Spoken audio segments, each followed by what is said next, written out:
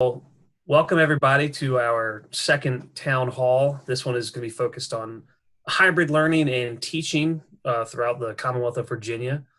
It'll be about a half hour. We'll have time for questions at the end, and you can ask things along. You please feel free to ask us questions, Kelly. I think if you don't mind, I'll moderate that. Those as they come in, and we'll get started. First, I'll introduce myself. I'm Corey McCullough with Mosley Architects.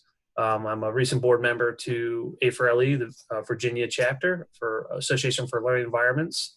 And with me is Kelly St. Clair, our current vice president? President-elect. You're vice president-elect, yeah. Right. No problem. And so we'll be the kind of moderators for our panelists. And I'll go ahead and let everybody introduce herself. I guess starting with Michael Bolling.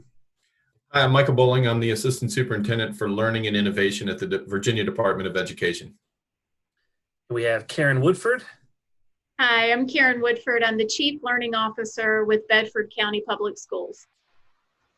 We have Brian Mott. Good afternoon, Brian Mott, Executive Director at Virtual Virginia. And last but not least, John Hendron. Hi, John Hendron from Goochland County, Virginia, where I'm Director of Innovation and Strategy.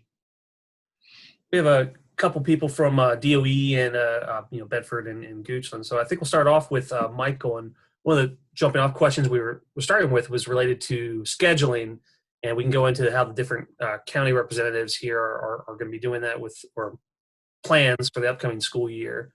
But if you could kind of jump us off with Department of Education recommendations and whatnot. Yeah, sure thing, everyone, and thanks for having me. Really appreciate it. I just wanted to share just briefly some overall guidance that the Virginia Department of Education is providing, and then kind of lead into some conversations with folks from not only Virtual Virginia, but Goochland and Bedford as well. So that's kind of the boots on the ground. But I think in terms of big picture, if you look at this website, this is the Virginia Department of Education main page. And right here in the middle, it's Virginia's Return to School Plan, which is called Recover, Redesign, and Restart. And this document, if you click here, so this page takes you to the Return to School Plan, which includes the phased guidance for schools from the Department of Health and the governor. Then it provides some information about the required health and instructional plans that have to be submitted to the Department of Education as school divisions bring back students. The health plans are due for anyone that is bringing kids back into schools for phase 2 or phase 3. And we all know that phase 3 begins on July 1, which is good news. And then the instructional plans are required for when they bring kids back for the new academic school year. So it's about new instruction and how people are moving forward and planning for all different contingencies. As you go down into here, I think probably most appropriate for this group is the section on school operations. And so this basically jumps you to different places within this 130-something page document.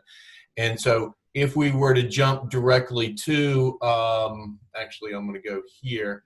So this is facilities, schedules, and transportation accommodations. And so I know that you all had talked about transportation over at your last meeting, and I know that there's been a lot of creative solutions and ideas and approaches to bringing kids to school, which is one of our school division's largest challenges, is first of all getting them to school and doing it safely, and then the biggest second piece would be to look at different types of schedules that could support the schools. And so the department provided a number of sample alternative schedules that include having students come, maybe 25% of your students coming at a time, or 50% of your students coming at a time, with different options, including things like split days, AM and PM shifts. I'm not sure how many people are going to that, although I do think that there are going to be some school divisions offering some evening opportunities, especially for the older students. And then talking about some just very different models, like having kids on alternative days or alternative weeks, and then certain considerations about young students and the young learners, because they're much different than they are for the high school, and their needs are very different. And one of the physical issues that many school divisions have, especially in the elementary schools, is that individual desks have been removed, and there's a lot of tables in elementary schools, which presents their own challenges when it comes to social distancing in a classroom. And I know that Mosley, as well as some others, have provided some different models that or approaches that you can use to organizing classrooms physically. And I think that everybody's trying to help out for the greater good. So in here, it also goes into cleaning and a number of things. But germane to this conversation here are some suggestions about sample schedules. I will tell you that many school divisions are looking at bringing, if our current guidance stays as it is with social distancing, 6 feet, I think that many school divisions are going to approach differing use of changing how they use their own buildings, and different approaches. But there'll likely be many of them, the majority will be on a 50% schedule, where they're having 50% of their kids on a given day, maybe coming twice a week. Some in the earlier grades may be coming every day, or special populations of students coming every day, and it just really depends on the local needs. I'm going to jump over now and talk about one other piece, that I think how they approach the hybrid type of learning model is another piece. And so you're going to have students that are attending some in class and some at home, and so that is a tough transition. But there are different types of models when it comes to blended and hybrid learning. And this guidance, this document, and it's in a different section, this is page 71 of the document, talks about different layouts and different ways to approach blended learning in a school division. And it provides some suggestions on what teachers need to think about. So I think one of the toughest decisions that a teacher has to make is, if I'm only going to have the kids, say, 40% of what I used to have them, what am I going to do when I have them with me? And what am I going to outsource to when they're working online? And I think that is, I just left a job where I opened up a regional high school that was focused on blended learning. And that was one of the toughest things that our teachers had to do, is let go of certain things that they used to have control over teaching, and allowing technology to assist in learning. And so that's a big shift. And some kids are automatic, like they love it and they thrive in it, and other kids do not. They really, really, really don't. And it depends on the supports they have at home as well. A part of blended learning could be the possibility of one teacher having a small group of students in their classroom at a time, while other students are working in a larger area. And then you pull kids as you need them to differentiate for their learning needs. And so using common spaces sometimes could have impacts there. I mean, blended learning can have impact on how we use common space. And so this talks a little bit about that. And so I'm not going to go deep into that, but you can read this, and it has considerations and then the professional development that's necessary for schools and school divisions, including administrators, teachers, students, and parents. But I think the backbone of it all is the learning management system that they're using. And that's why, like for instance, Virtual Virginia and Brian Mott's on this call. And I know that Karen and John, I know school divisions have been really busy right now, surveying parents to find out, okay, what are we going to do in terms of schedule? What would work best for our community? And looking at all the different possibilities and looking at results. One of the biggest measures that they're asking school divisions right now is, or parents, is, are you comfortable sending your student back to school, or will they need a 100% remote option, which everyone is planning to offer? And I think that they're eagerly awaiting those final numbers to come in from their surveys that range probably in some localities I'm hearing as low as 10%, and then in some localities as high as 27, 28%, and upwards of 30. Now, that's in June. That may change by the time August rolls around. So there's a lot of different contingency planning that has to happen in schools right now. And I'm going to wrap this up. I know I've gone a little long, but I think that the contingency planning includes not just the how do we bring kids in and 50% here and there, but all of a sudden we may end up having to go fully remote again. And in having a contingency plan for that is really important. So at this time, I'll turn it over, and I don't know who's next, but Corey, I'll let you make that call. Well, thanks for that, Michael. I mean, this is a great resource. And speaking kind of to scheduling or polling, I know Karen and John had talked about them recently doing that in Bedford. Karen, do you want to speak to that and how the polling of your families has been going so far? Mm-hmm. Well, it's just started. We actually trained a group of, I believe it was about 50 individuals to make these phone calls. And so we have multiple task forces that have been working on all of the important pieces of things: curriculum, scheduling, structures, transportation, nutrition. And so we have a communication group, and they worked on a survey that really can gather lots of information from our parents. Do they feel comfortable with their students riding the school bus? Do they have the ability to transport their students to and from school? Do they have internet access? How strong is that internet connection? How did learning go from March the 13th forward until the summer break? So we really are trying to get a lot of information. We decided to do specific phone calls to families rather than just doing a paper survey, because we wanted to make sure we were hearing from all of our families and not just ones who had internet connection, who could get those surveys and get them back to us.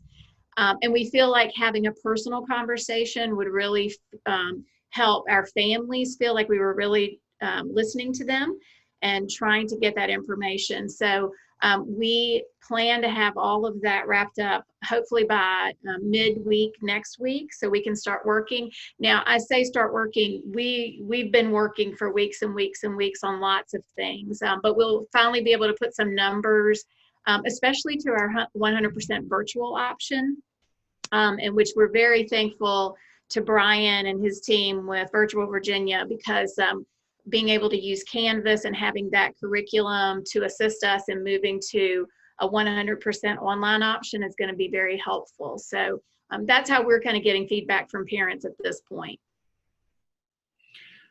We just looked at our preliminary results this morning, and we're a small school division just west of Richmond.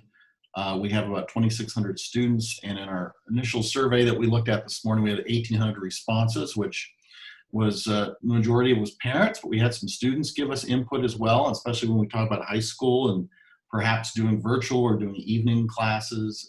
That was really rich data, and it's still open, so I don't want to give you any specific numbers because they are changing as people in our community continue to fill that out for us. But we did much of the same that Karen did. We asked questions about how many days a week would you be willing to come to school? If you weren't planning to be a part of the Goochland County Public Schools, what were the options you were considering? We wanted to know, people moving away, were they considering homeschooling, private schooling? So we asked some of those questions. What surprised me a little bit was amongst our secondary students, there was a contingency that was open to complete virtual instruction from the student point of view, while others said, virtual learning isn't for me. And so exactly what, Michael saw at Code RVA in terms of a blended learning approach, one approach doesn't reach all kids. And so as we put our plans together, the thing that our superintendent has said over and over is that we really want to focus on flexibility. And part of that will be a online virtual option for folks. And we've already done planning to open school if we couldn't be open. And so we have some virtual plans and stuff ready to go for our first marking period. but we did learn a lot from the spring in terms of connectivity. And one of the things we realized is that a synchronous type of approach wasn't going to work for everybody because we're rural. We have about 75% or so that have access to broadband connectivity, but some of that is bandwidth capped. And so we've been trying to work with our county to see what we could do. And so what we came up with in the short term, at least to start the school year, was the idea that you could park into a fire station, into a school parking lot, and download a week's worth of content on devices. And we've had a one-to-one program for a number of years, K through 12, and now we're making plans on how to distribute those devices to K through 2 students who typically didn't take those home. They enjoy using those at school. But what we need to do to prepare parents in using policing, if you will, in some cases, those devices when they go home for our younger kids. And so that's a part of the equation as well. Brian, would you like to jump in and maybe speak to what Virtual Virginia is doing and the resources, especially with regards to this digital or online learning in our schools? Yeah, absolutely. Virtual Virginia is the Virginia Department of Education's program that offers online courses, online professional learning, and digital content to students and educators across the Commonwealth. And really, we're a partner of all the public school divisions in the state. Been that way for a long time. And as these divisions are changing, we've heard from Karen and John, Virtual Virginia has to change in concert. And so we're making our platform available, our learning management system available. We're also making content available to public school divisions free of charge because we recognize that they're faced with a new reality. And I see it as almost 2 different versions here. We're talking about reopening the school in the fall, where some students will be online and potentially some students will be doing fully blended learning. And just to be clear, I want to define kind of what blended learning is. We're talking about an education program where a student learns in part through online delivery and in part where the instruction is face-to-face, but the student has control over some of the time, place, and path and pace of that learning. So some of it's done in a brick and mortar location, some of it's done away from home. So these students are learning in different places and they have control over how they're learning. And we want to make sure that teachers in the Commonwealth are up to speed. They have resources. They have a platform to do these different styles of learning because we feel that most schools will be approaching the start of the school year this way. But we also recognize that we may be forced into a situation again where everybody is back to being online learning exclusively. We want to make sure that we have resources and a platform that are available to support that. That is a possibility as well. So we've also talked about synchronous and asynchronous learning. And I think John mentioned those. Asynchronous is what happens on your schedule. So if you're a learner, think about it that way. In a blending or virtual environment, you may have materials for reading, lecture notes, or assignments, or videos, or discussion forums, and things like that. And that means you're in control of your pace when it's asynchronous as a student. Synchronous refers to the kind of learning that happens in real time. So this means that students and teachers that interact in a specific virtual place at the same time. And that's what I feel like may have been the biggest shift for classroom instructors was, finding how to reach students through synchronous learning. And that's something that will continue to be on the forefront as we approach the next school year. So there's a lot of terminology that we're all using now collectively to approach this as a grand solution. And there's a lot of different ways to do it. As Michael mentioned, it's all about options and school divisions having options as they go forward. So at Virtual Virginia, like I mentioned before, we are the statewide provider. We want to make sure that we're there providing solutions for school divisions as they plan and as they redesign, but also as they restart, as things change, we want to make sure that we're there to support them as well. So this is Michael. I just wanted to add in one or two other little pieces. Brian, I think you did a great job of summarizing, especially blended learning. Sorry, I should have defined that early, but I gotta know my audience, right? But I think it's really imperative that school divisions are all tackling this in different ways based on their personal, the issues in their community. some have greater problems with broadband access, which creates we start talking about the word. We got to be careful to separate remote learning from online learning. So like there are two other big factors there, because I was talking to a superintendent the other day. 43% of his population at home does not have internet. We're talking about high bandwidth internet, and then also does not have cell service. So like the MiFi solution doesn't always work. It's not a panacea. There's also issues with how much, like how many gigs are available per day, and then the bandwidth coming through the cell.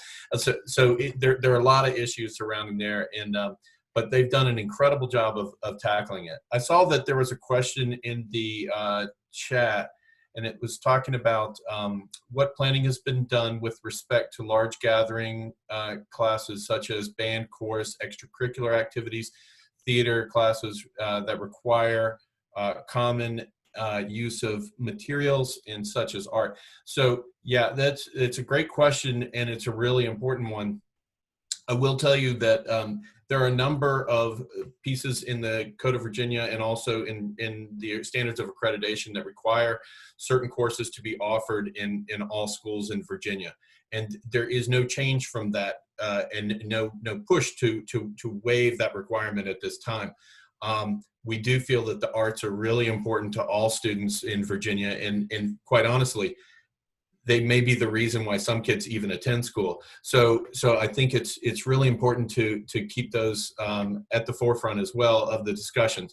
So I will tell you that moving to phase 3, the large group capacity is going to be 250. So that's really helpful in terms of course and some of the other things. The Department of Education actually just worked with the Department of Health on creating a document to talk about instrument safety. So cleaning spit valves, things like that. Like, I mean, that is a real issue when it comes to sharing instruments, and, because not for equity's sake, not all kids have instruments, their own instrument. And so we're working through those, and we're actually providing in the I can never remember the order, but the Restart, Recover, Redesign document does provide some kind of guidance for remote learning for all those different groups of teachers and kind of considerations. But quite honestly, if kids are going to be closer than 6 feet, they're going to have to wear masks if they're going to be doing something really safely. So and so there's a lot of things going on right now in the K-12 world, and I know also in higher ed. But it's going to take some creative solutions when it comes to use of space and resource allocation. I did want to let you know that so the CARES Act funding the stimulus funding that came from the federal government does provide each state with a couple of different pots of money that can be given to school divisions. And one of those pots of money has been set aside to support school divisions in meeting their needs when it comes to hot water, because there are a number of schools that do not have hot water in them right now. And so it's providing some funding, a grant funding that they can apply for in order to install protective equipment, to put in hot water, to do some of those things to help support the infrastructure of the school to keep them safer. And there are grants to help going to be made available very soon to help school divisions move to remote learning and to provide support, technical and other, and also $18 million to help school divisions with broadband internet access and devices as well. Sorry to again, I'm just a really long-winded person. There you go. No, that's okay. A lot of good information. There was one other question that was put out here that asked about any initiatives for outdoor learning to give relief to some of the social distancing limitations. Has that been considered? Yeah, in Goochland, we've been talking about it. We're looking at securing tents and things so that we can have covering in August. And definitely there's some classes that would, some teachers that probably would love to go outside and have fresh air around them. So yeah, that's something we're exploring. But there's some challenges with that as well, like the weather. Yeah. Yeah, I know we're getting close to the 30-minute mark. I was going to ask maybe Karen and John, with the existing resources that you have, has there been talk about how you have to reorganize classrooms or large spaces like gyms and whatnot? And have you found that there's a need to expand on what you already have, given any limitations that may exist currently in your school systems? I think there's definite talk about restructure. Most of our school buildings here in Bedford are the older model school buildings where everyone has their own little classroom. And so thinking about social distancing, desk, and things like that, I think our focus has really been about contact tracing. We did emergency childcare when schools shut down and realized very quickly with our youngest learners that you can teach them this concept of 6-foot distance and we can put furniture separated, but they're going to find their way together. And so I think our work has been on keeping our classes small sizes, and not having them interact a lot with other students throughout the school. And so, our goal is to make smaller class sizes and use all of our resources. Some of our larger areas like common areas, cafeteria, chorus rooms, things like that, we're going to limit the use of those because that's a lot of kids crossing and contacting, and touching surfaces, obviously enhance cleaning. But with our high schoolers, a lot of what we're talking about is, someone asked the question about chorus and band and those things, theater. And I think Michael said it, that's the reason a lot of our kids come to school. So our goal is to put as much blended learning in place for core courses. And then when students are on campus, being able to schedule small groups with our band director, with cleaning in between those small groups. And same thing for theater. We're talking about doing outdoor theater performances, outdoor band performances, as long as the weather holds up. We've worked really hard, I think, in the last few years to get the right furniture for kids to collaborate. And what we don't want to do is go back to those individual desks and seats where kids are all separated. So we're trying to figure out, how do we not go backwards, and still respect what we need to do to keep our kids healthy and safe. Karen, one other thing I think might be an issue is you talked about moving kids from one school to another, or something might be fixture height, or types of fixtures in counters, and some of those real issues for little people. So in a big people world. Yeah, we have talked about, in order to get some of that social distancing, our typical K-5 schools, maybe K-3 schools, and our middle schools maybe 4, 5, 6, and that allows a little bit more spacing, especially if we have more kids online. I think we feel very dedicated to having as many kids, especially our youngest learners, in school every day, all day, because that helps our parents get back to work, and it helps us make up time. And there's just a lot we can do with kids face to face. And but Michael's right. Thinking about how you put 4th graders in a middle school and make that look and feel right for them is definitely things that we're tackling. I'll just add, we are thinking of all options too. We've been speaking, especially at our secondary complex, about using our larger spaces more as classroom spaces, just to get the numbers down. One of the things that we realized when we visited classrooms and determined, how much actual square footage did we have to play with? Because what you see on the blueprint isn't always what you see when you get there, right? Because there's furniture teachers are brought in and stuff. And so there's going to be an effort to sort of clean up those spaces. Unfortunately, our teachers may have to do without some of those supplies and resources that they're used to having right there in the room. But in order to maintain safety, we're looking at all that, and counting the number of desks we have, and we've been doing a push for a while on flexible furniture. And the flexibility is that, you can put them together, but you can also pull them apart.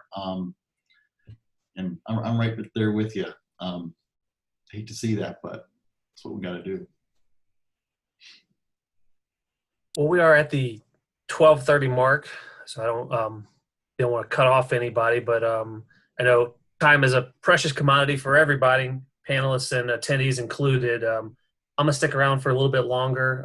I think Kelly will too. If people have more questions they'd like to ask, if you need to jump off, or if you had any closing remarks, please feel free.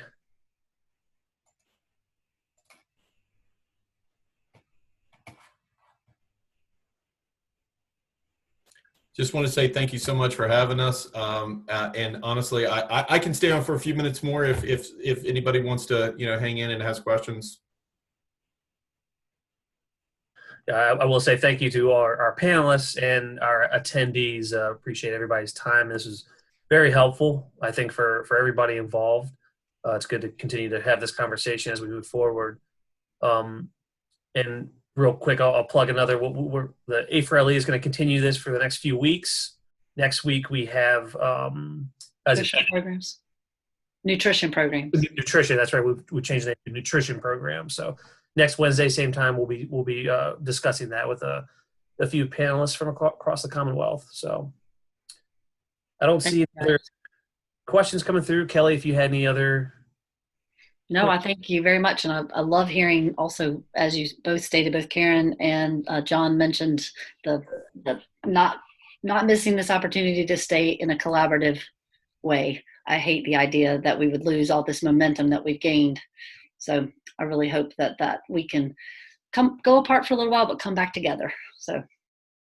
And my hat's off to everyone in the school divisions that are doing all their very creative work. I got to tell you, I'm hearing a new creative solution every hour that I talk to people, and I really think that the creative juices are flowing, and also the collaboration has been tremendous throughout the state. I know each region, there's a lot of superintendents that get together, and instructional leaders, and ITRTs, and all these groups of people that are really working together to share and come up with great solutions. I know the transportation folks have been trying to figure out a million different ways to get more kids on buses without putting shower curtains up, and that might melt. Anyway, so I know that my hat's off to everyone in the school division is doing such incredible work for our kids. Agreed, and just continue to share information with everybody, because we're all in this together. I know people are looking for more information and trying to figure out creative solutions like Michael referred to. So that's what we're trying to do to help spread the word and help each other out as best we can. So with that, thank you all for joining, and hopefully we'll see some of you guys next week and in the fall in the schools. Thank you. Thanks for having us.